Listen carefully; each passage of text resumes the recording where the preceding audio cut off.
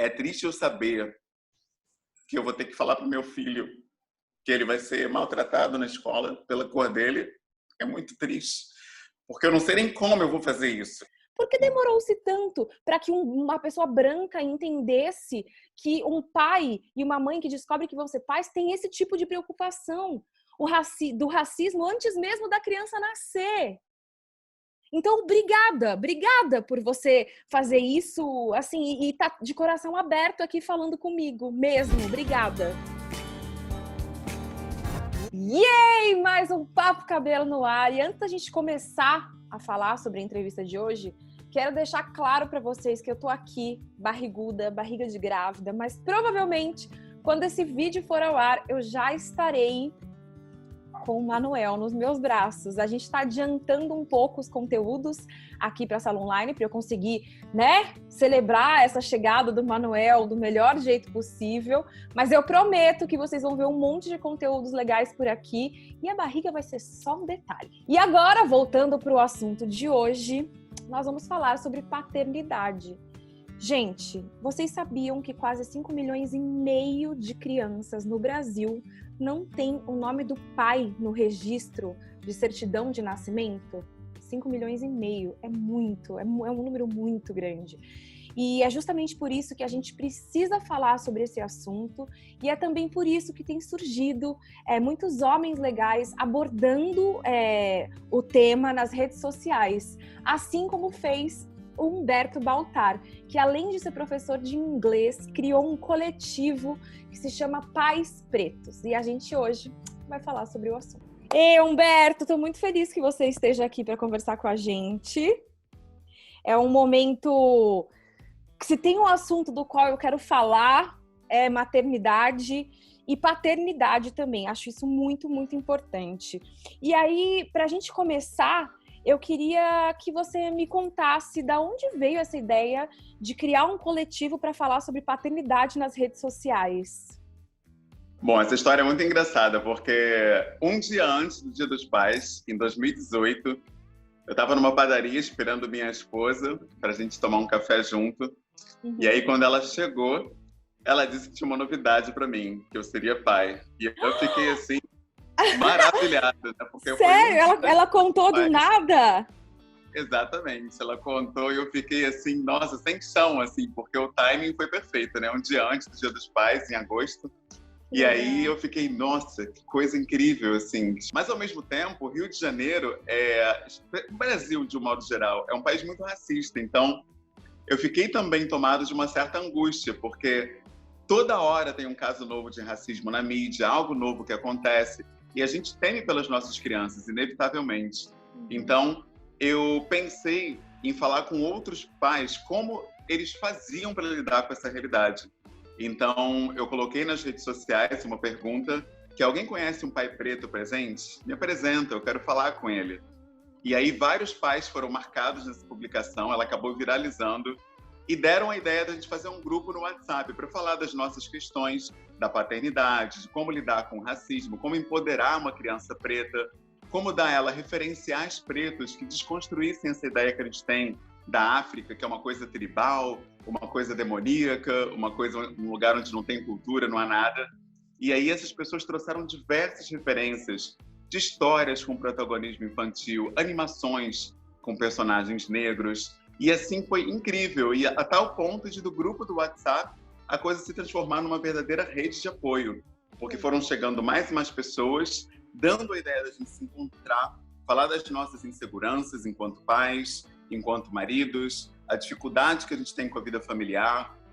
Então, foi surgindo essa necessidade cada vez maior da gente se aquilombar, né? Que é como a gente gosta de falar, que a gente está junto, formando um verdadeiro quilombo, que agora é um quilombo digital em função da pandemia. O grupo do WhatsApp já está caminhando para 8 mil pessoas. A página é incrível, assim, o nosso Instagram está com 26 mil pessoas acompanhando. Então, eu realmente não imaginei que fosse ter essa adesão tão grande e que a pauta da paternidade atraísse tantas pessoas, assim, especialmente homens. E tem um grupo também para pais e mães brancos, mas que são de crianças negras, por exemplo. Eles têm enteados negros ou filhos adotivos negros e querem empoderar essas crianças racialmente, mas não sabem como fazer isso. Então, nós também trazemos, né, como eu estava dizendo, essas histórias infantis, para que ele não acredita nessa narrativa que é passada ainda em muitas escolas, que nós somos descendentes de escravos, que nós não temos uma contribuição na composição social do Brasil. Então, é uma contranarrativa que a gente busca fazer para que a gente se valorize mais, para que nossas crianças se amem mais, não só o cabelo, mas todas as feições físicas, né? É impossível te ouvir falar tudo isso e não pensar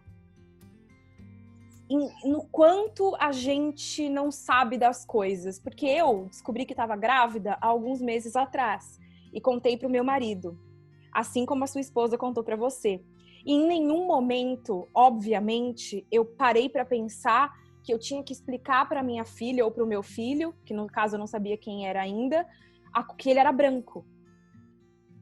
E isso me soa de um jeito que, se eu não tivesse a chance de conversar com você, de fazer essa entrevista, de ter as minhas amigas que são pretas, enfim, a gente nunca não sabe. Você entende que é uma coisa que não existe? Para mim, não existe. Não é parte da minha realidade. Então, quando eu ouço você falar tudo isso, é como se minha cabeça abrisse assim, ó. E eu falasse, gente, por que é que a gente não falava disso antes? Por que demorou-se tanto para que uma pessoa branca entendesse que um pai e uma mãe que descobre que vão ser pais tem esse tipo de preocupação do racismo antes mesmo da criança nascer? Então, obrigada por você fazer isso, assim, e tá de coração aberto aqui falando comigo mesmo. Obrigada. Eu é que agradeço imensamente por essa oportunidade. A gente vive num momento em que muitas marcas, infelizmente, não se posicionam, porque eu sei que existe uma grande parte da sociedade que não gosta de ver essa pauta do racismo ser discutida. Existe um preço nisso. Algumas marcas até admitem que tem uma perda de audiência ou de clientes quando vem trazendo essa questão à tona. Então, eu realmente fico muito feliz com a coragem de vocês, com a iniciativa de vocês de trazer essa pauta à tona, essa discussão, essa reflexão a tantos acompanhantes, né, da marca, clientes que estão aí, mais de 3 milhões de pessoas acompanhando os canais de vocês. Então é muito legal ver isso. A gente vive num país que ainda tem um ranço colonial muito grande.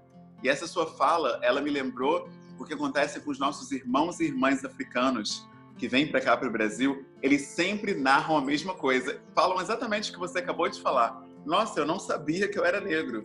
Porque lá no Congo, no Senegal, na Nigéria, em Angola, todo mundo é como eu. Então não é nada demais ser o que eu sou. Eu chego aqui no Brasil, eu boto o pé num restaurante, já dizem que ali é um nível de pessoas que pode ser atendida, que eu não vou ter dinheiro para consumir ali. Eu chego numa loja, não me dão atenção. Eu fico num restaurante sentado 10, 20 minutos numa mesa, ninguém vem me atender. Então, quando ele chega aqui no Brasil, ele tem essa percepção do que é ser negro num lugar onde o negro não é visto como gente. É triste eu saber que eu vou ter que falar para o meu filho que ele vai ser maltratado na escola pela cor dele. É muito triste, porque eu não sei nem como eu vou fazer isso. Eu sei que esse dia vai chegar, eu vou ter que explicar isso para ele, quando chamarem ele de macaco, de coisa do tipo, e eu vou ter que descobrir uma forma de dizer para ele que a sociedade é assim, que ele vai ter que saber lidar com isso, vai ser forte, e eu não sei nem como. Eu não sei como que eu vou tirar palavras para dizer isso para ele, porque não existe explicação para isso. Por que uma pessoa é maltratada pela cor da pele, gente? Não existe motivo para isso.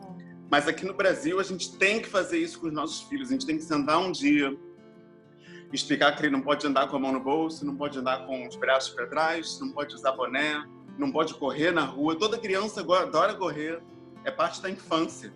Mas eu vou ter que explicar para o meu filho em algum momento que ele não pode correr na rua, porque ele pode ser até baleado. Não pode sair sem documento para nada.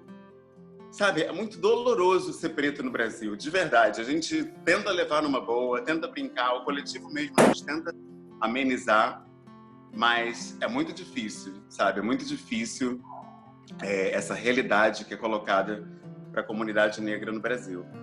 Berto, o que eu posso te dizer não é muito, mas eu tenho certeza que Apolo, seu filho, tem muita sorte de ter você como pai. Certeza absoluta. E eu, assim, te conheço há pouquíssimos minutos, já sabia um pouco da sua história, enfim. Mas, assim, eu tenho certeza disso. Então, e sei lá, me faltam palavras, essa é a verdade. Eu só quero dizer que eu tô aqui. Não é muito, mas enfim.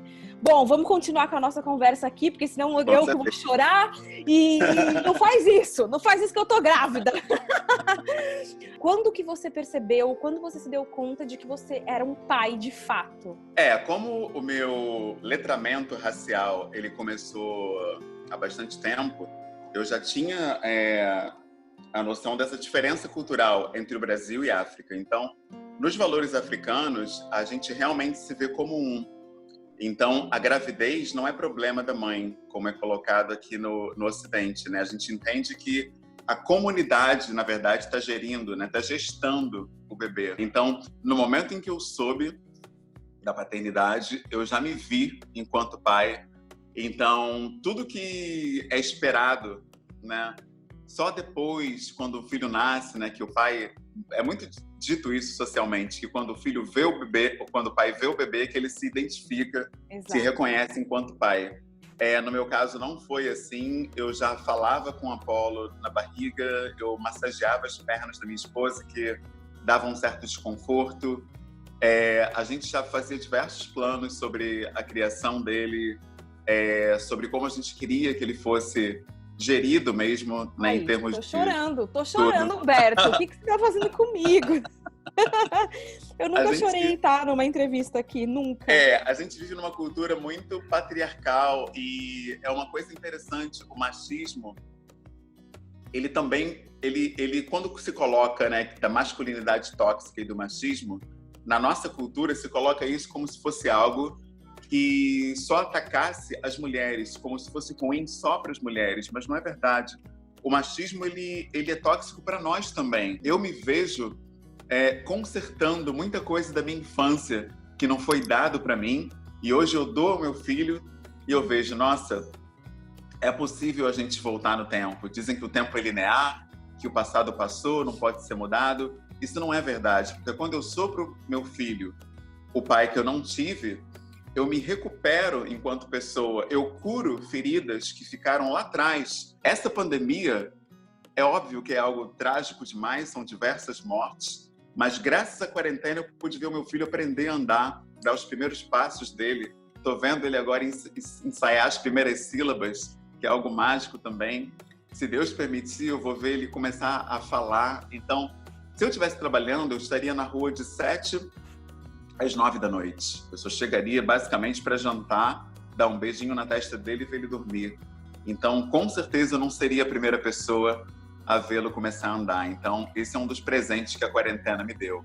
A gente cresceu num lugar em que a estrutura já não nos ajuda a ter um pai presente, né? Por questão de trabalho, enfim, a estrutura inteira. E a licença paternidade, ela existe no Brasil, mas ela está absolutamente longe de ser a ideal. É um assunto, inclusive, que pessoalmente me incomoda muito, porque é exatamente o que eu estou vivendo. Pelos relatos que você percebe e recebe no coletivo, você acha que se essa licença paternidade fosse justa, poderia haver uma mudança nessa questão do pai presente? Olha, eu não tenho dúvida nenhuma, porque esse momento inicial, os primeiros meses do bebê, os primeiros dias, eu acho que é nesse momento em que cresce, assim, assustadoramente a distância entre pai e mãe. Porque o que é colocado no ombro da mãe, nesse momento inicial, principalmente nos 2 primeiros meses, nossa, é muito injusto que uma mãe tenha que lidar com isso sozinha. E essa presença, ela é fundamental também para aproximar o casal. Porque o aleitamento, por exemplo, é mais uma coisa da nossa cultura, que é passado que o aleitamento, a amamentação, é só da mãe. Quer dizer, o homem fica isolado, ele não faz parte disso. E a gente vê que, infelizmente, muitas mulheres que reproduzem o machismo, elas também defendem essa ideia de que, olha, dá licença, que agora é maternidade, você é homem, você não entende nada disso, vai para lá.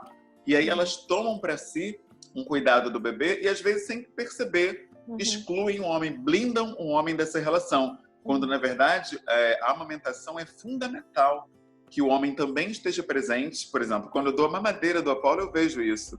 Ele não simplesmente segura a mamadeira, ele fica com uma mão no meu rosto, às vezes ele segura o meu dedo enquanto eu estou apoiando a mamadeira. Como que você acha que essa criação de hoje, das crianças de hoje, principalmente os meninos, podem mudar essa realidade do pai ausente?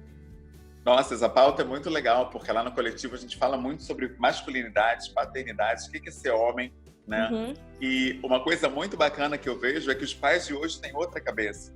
Lá no coletivo, os pais dão boneca para os filhos, os pais brincam com os filhos, de ser filhos dos filhos, assim o filho tem a oportunidade de se ver criando um filho e já paternando, né? Quer dizer, uma criança já tem a oportunidade de conhecer o paternar. Ele pega uma bonequinha, ele bota a bonequinha para dormir, ele dá comidinha para a boneca. Então, o menino pode brincar disso também e ele já se vê como pai. Eu acho que uma das questões também que justificam, de certa forma, essa ausência paterna tão grande é exatamente isso, você não educar os meninos para serem pais. Na nossa cultura ocidental, você é o que você ganha, você é o teu contra-cheque, principalmente se você for homem. O teu valor está no quanto você ganha. Então, se você não ganha dinheiro, você não é nada. Isso sempre foi passado. Por isso que eu falo tanto dos princípios ancestrais africanos, porque eles mostram justamente isso, que nós somos um. A filosofia Ubuntu, ela prega isso, que eu sou porque nós somos, eu sou através do outro. Então, eu preciso ter a vida da minha esposa, ela precisa ter a minha vida, nós dois precisamos ter a vida do Apolo. A gente não pode se ver como três isolados. É essencial que a gente se una em coletivos, em redes de apoio, em rodas de conversa, para trocar, para dividir nossas angústias, para que a gente possa passar por esse período de uma maneira mais tranquila possível. Essa é uma das nossas funções enquanto coletivo. A gente percebe que em toda parte a gente é minoria, né? Então, isso faz com que estruturalmente a gente de fato não seja incluído em nada. É preciso, então, que a gente se aquilombe, procure pessoas pretas, referências pretas, para que a gente se sinta melhor, se sinta acolhido, se sinta amado, se sinta valorizado. Eu acho que isso também reflete nessa dificuldade tão grande de muitos pais de se verem como amorosos, afetuosos, carinhosos, porque eles não são olhados com carinho por ninguém. Tem um estudo seríssimo que relaciona a quantidade de sorrisos que você recebe na infância à sua performance na escola. E também esse mesmo estudo traça como é raro professores e professoras rirem para crianças pretas. Por quê? Porque socialmente crianças pretas são equiparadas a marginais. Aquele trombadinha que rouba os outros na rua, ou então aquela criança que vai vir te incomodar pedindo dinheiro. Então, no seu inconsciente, você introjeta isso e até no teu trabalho, olhando aquela criança negra, você acaba dando uma rejeitada nela sem perceber. A gente tem que fazer uma reforma que começa por dentro.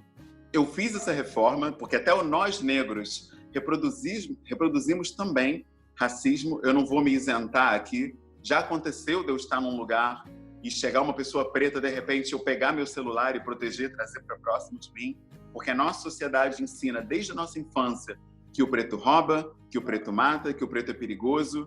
Então é preciso que a gente nos eduque mutuamente para isso. E a campanha antirracista é valiosa por isso, porque ela traz os brancos também para essa discussão. Então eu fico muito feliz em poder estar com uma pessoa branca falando sobre tudo isso, sendo canal para alcançar tantas outras pessoas num momento tão crucial como esse. Então, mais uma vez, eu elogio essa online, elogio você, elogio toda a equipe por essa iniciativa tão importante. Esse momento pede isso. Eu tô meio anestesiada, assim, e pelos dois lados, porque a gente tá conversando de dois assuntos, acho que a paternidade e a negritude, enfim, mas você me ensinou muito hoje, foi uma grande lição te ouvir, e muito inspirador para mim, que você mãe, que tem um companheiro muito legal, assim, uma história com a gravidez um pouco parecida com a que você está relatando. Sim. É esperançoso, assim. E acho que, sei lá, daqui do meu lado, te ouvindo falar tudo isso, eu fico pensando como criar o meu filho para esse mundo. né? O meu filho não vai viver questões como o seu, mas ele vai fazer parte do mundo. E para ele, o que a gente tem nas nossas mãos, que são essas crianças, é o que a gente tem de mais valioso para tentar, de algum jeito, mesmo que for um pouquinho, Humberto, mudar essa realidade. Então eu fico me perguntando, né, qual é o meu papel nisso? Porque eu sou branca, eu sei disso, eu sei que meu lugar é outro, mas eu tenho um lugar que eu preciso fazer alguma coisa. E eu acho que meu filho pode ser uma ferramenta, enfim, para isso. Então, muito obrigada pelas suas palavras e pelo seu tempo e pelo trabalho lindo que você faz. Eu que agradeço, de verdade. E esse trabalho que você já percebe que tem à frente é muito lindo, porque mostra que essa empatia sinaliza para que a gente está, de fato, mudando a sociedade. Então, se você, enquanto mulher branca, traz para o seu filho histórias com personagens negros infantis, desenhos onde haja personagens pretos, apresenta amiguinhos pretos, que até nós, negros, temos essa dificuldade, especialmente quando a gente tem a classe média alta, em que a nossa escola é privada, então nosso filho às vezes é o único negro na sala, então inevitavelmente os amigos dele se tornam brancos, né? Estimular esse convívio com crianças pretas já desde cedo, né, para desconstruir qualquer resquício de racismo, né, que a nossa criança possa vir a desenvolver. Então, é muito bacana poder trocar com alguém que já acordou para essa realidade, já procura vivenciar isso e está dando voz, né, a uma iniciativa como a nossa, né, do nosso coletivo, que visa estimular essa discussão entre pais, entre mães e entre filhos também, em torno dessa pauta tão importante. Eu te agradeço imensamente e espero que a gente troque mais no futuro. Sim, trocaremos. Espero que você aí, que assistiu ao vídeo, tenha ficado com o coração quente, que nem o meu tá agora. E eu espero o seu comentário aqui embaixo também. Vamos abrir uma discussão sobre o assunto. Você tem filhos? Como você educa seus filhos pensando nessas questões? Você é pai? Conta aqui pra gente. Não esquece de se inscrever também no canal da Sala Online para ver todos os conteúdos legais que sempre aparecem por aqui. Humberto, obrigada para você que assistiu. Um beijo e até o próximo vídeo. Tchau. Obrigado. Sala Online.